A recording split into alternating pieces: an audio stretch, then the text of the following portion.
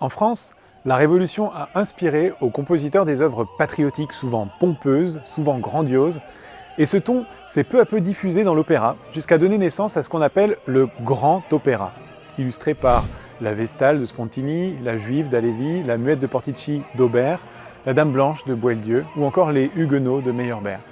Ici, la retenue et la dignité de l'époque classique sont bel et bien oubliées. À la place, on laisse toute son expression aux passions et à la violence, qui n'est plus cantonnée aux coulisses par bienséance, mais s'étale sur scène devant les yeux et les oreilles des spectateurs.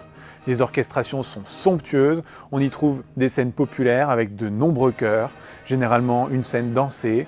L'opéra dure longtemps, par exemple les Troyens de Berlioz durent environ 5 heures. Il y a beaucoup de personnages, les intrigues, puisées pour la plupart dans l'histoire avec un grand H, sont denses, les décors sont monumentaux.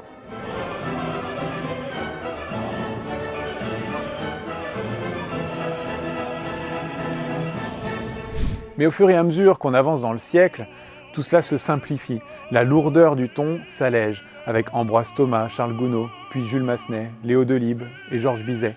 Chez ces deux derniers compositeurs, on notera l'émergence d'une tendance forte, un penchant pour l'orientalisme. Par exemple dans L'Acmé de Delibes, qui se déroule en Inde, ou chez Bizet dans Les pêcheurs de perles, qui se situe sur l'île de Ceylan, l'actuel Sri Lanka, Djamileh, qui se passe au Moyen-Orient, et bien sûr Carmen, en Espagne, à Séville.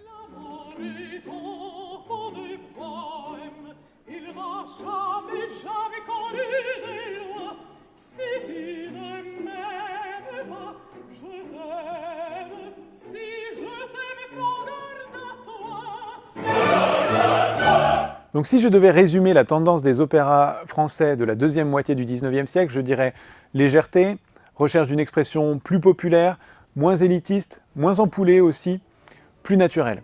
Et tout cela caractérise aussi un genre qui se développe en parallèle de l'opéra, l'opérette.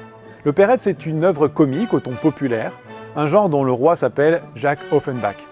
Et comme ces opérettes sont jouées au Théâtre des Bouffes parisiens, il les nomme opéra bouffe. À ne pas confondre avec l'opéra bouffa. Ces œuvres les plus célèbres sont des parodies de la mythologie grecque, Orphée aux Enfers, ou la Belle Hélène, inspirée de l'Iliade. Quant à la vie parisienne, elle dépeint les mœurs qui se relâchent dans la capitale.